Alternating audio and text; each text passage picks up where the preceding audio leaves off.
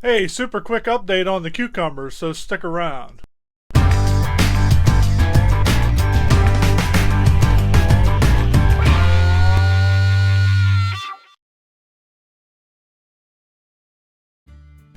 So take a look at the cucumbers, guys. These things are really taking off. They have really grown well since I've fixed them up. And if you haven't seen my other video on the cucumbers and what they look like, I'm going to leave a link to it right up here at the top. But as you can see, these guys here, right there, that is a tiny cucumber coming on. And I actually saw some bees in here yesterday flying around, so practically all the plants have tiny cucumbers that are popping out on them already.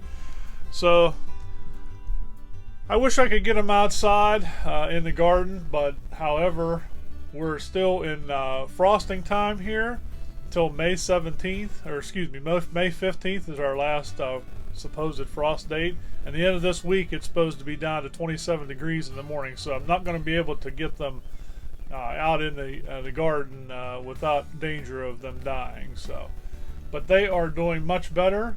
I think everything's going to be fine with them. So I'm going to wrap this up right now.